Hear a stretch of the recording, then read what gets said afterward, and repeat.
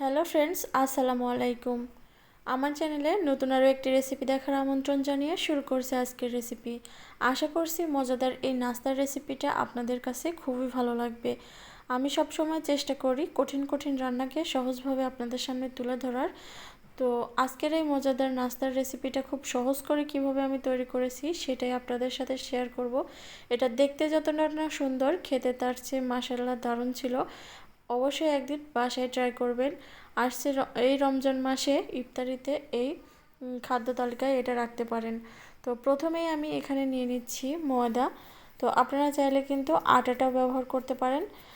তারপর দিয়ে দিচ্ছি স্বাদ মতো লবণ। এখন দিয়ে দেব তেল। রেগুলার যে রান্নার তেলটা আছে সেটাই এখানে 1 টেবিল চামচ পরিমাণে দিয়ে দিলাম। এখন খুব ভালো করে হাত দিয়ে মেখে নিতে হবে। আর এই কাজটা কিন্তু হাত দিয়েই করতে হবে, চামচ দিয়ে করলে হবে না। তো এটাকে একটা ডো তৈরি করে নিয়েছি, অল্প অল্প পানি দিয়ে সফট একটা ডো তৈরি করে নিয়েছি। এখন একটা র্যাপিং পেপার দিয়ে এভাবে ঢেকে রাখবো আধা ঘন্টার জন্য। ফিরে আসছে আধা ঘন্টা পর। তৎক্ষণাৎ আমরা ভেজিটেবলগুলো রান্না করে নেব। এখানে দিয়ে দিচ্ছি পরিমাণ মতো তেল আর দিয়ে দিচ্ছি চিকেন আমি এখানে 1 কাপ কিমা করে নিয়েছি, মানে ছোট ছোট টুকরো টুকরো করে নিয়েছি। আপনারা চাইলে এর চেয়ে ছোটো ছোটোও করে নিতে পারেন বা কিমা করেও নিতে পারেন। আর দিয়ে দিচ্ছি পরিমাণ মতো লবণ। এখন দিয়ে দেব আদা রসুন বাটা। এগুলো কিন্তু আপনারা আপনাদের টেস্ট অনুযায়ী দেবেন, মানে যে যতটুকু রান্না করবেন তার পরিমাণ বুঝেই এগুলো দিয়ে দেবেন। এখন দিয়ে দিচ্ছি জিরে গুঁড়ো, ধনিয়া গুঁড়ো, গোলমরিচের গুঁড়ো আর এলাচের গুঁড়ো। দিয়ে দেবো মরিচ গুঁড়ো, হলুদ গুঁড়ো। তো সবগুলো দিয়ে আমি একটু পানি দিয়ে মাংসটার সাথে এটাকে কষিয়ে নেব। তো একটু কষিয়ে নিয়েছি। এখন এর মধ্যে দিয়ে দিচ্ছি গাজর। এখানে কিন্তু আপনারা আপনাদের টেস্ট অনুযায়ী সবজিটা দিয়ে দিতে পারেন। দিয়ে দিচ্ছি আলু আর দিয়ে দেব মটরশুঁটি। আপনারা যে কোনো পছন্দসই সবজি এখানে দিয়ে দিতে পারেন। এখন ঢাকনা দিয়ে ঢেকে রেখে দিব যতক্ষণ না এটা সিদ্ধ হয়ে যায়। দিয়ে দিচ্ছি কাঁচামরিচ আর পেঁয়াজ কুচি। কাঁচামরিচ আর পেঁয়াজ কুচি দেওয়ার পরে আবারও নেড়েচেড়ে আমরা 5 থেকে 6 মিনিটের জন্য এটাকে রান্না করে নেব। এখন দিয়ে দেব টমেটো সস আর দিয়ে দেব ধনিয়া পাতা।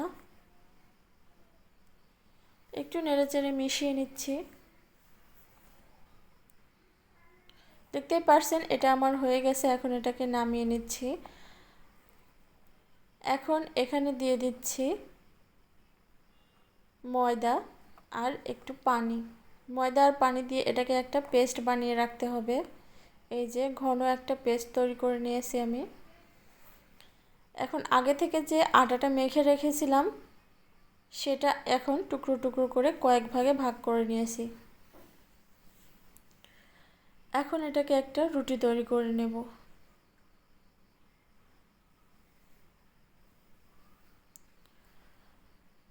রুটি তৈরি করে নিয়েছি।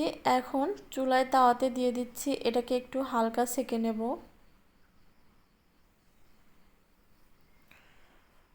তো কয়েক সেকেন্ড অপেক্ষা করে আমি অপর পাশটা আবার উল্টে দিচ্ছি। প্রতি পাশে 10 থেকে 12 সেকেন্ড মতো আপনারা ছেঁকে নেবেন। তারপরে এই যে মাঝখান দিয়ে একটু সেঁকে নিচ্ছি। প্রত্যেকটা রুটি এভাবে তৈরি করে নেবেন আপনারা।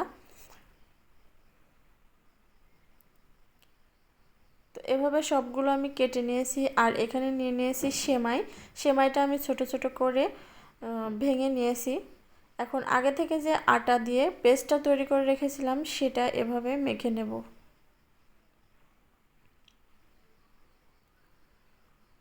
এখন একটা রোল তৈরি করে নেব।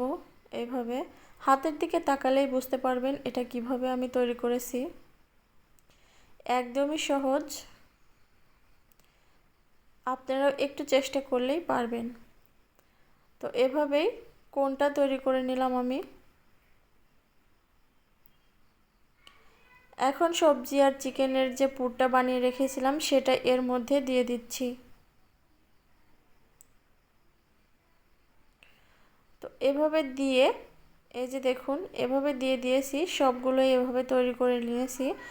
আর এখানে একটু ময়দার যে ব্যাটার তৈরি করে রেখেছিলাম সেটা মাখিয়ে নিলাম। আর ওই যে বললাম সেমাই নিয়েছি, সেমাইটাকেও এভাবে মাখিয়ে নিতে হবে। যতটা সম্ভব চেপে চেপে এটাকে মাখানো যায় ততটা এভাবে মাখিয়ে নেবেন। সবগুলো নাস্তা আমি এভাবে তৈরি করে রেখেছি। তারপর এখন তেলে ভাজতে চলে যাব। কড়াইতে পর্যাপ্ত পরিমাণে তেল দিয়ে দিয়েছি, আর তেলটা যখন হালকা একটু গরম হয়েছে তখন এর মধ্যে নাস্তাগুলো দিয়ে দিচ্ছি। আর এটা কিন্তু হালকা হিটে ভাজতে হবে, মানে একেবারে নর্মাল লো হিটে এটাকে ভেজে নিতে হবে। তো 5-6 মিনিট হাতে সময় নিয়ে এটাকে লো হিটে ভেজে নিয়েছি। এখন তুলে নিচ্ছি একটা টিস্যু পেপারের উপর, যাতে করে এক্সট্রা তেলগুলো টেনে নেয়। সবগুলো নাস্তা আমি এভাবেই তৈরি করে নিয়েছি, আর দেখতে মাশাআল্লাহ দারুণ ছিল। আজকের রেসিপিটা আপনাদের কাছে কেমন লেগেছে অবশ্যই কমেন্ট করে জানাবেন। ভালো লাগলে লাইক, কমেন্ট এবং বেশি বেশি করে শেয়ার করে দেবেন ফ্রেন্ডস অ্যান্ড ফ্যামিলিদের সাথে।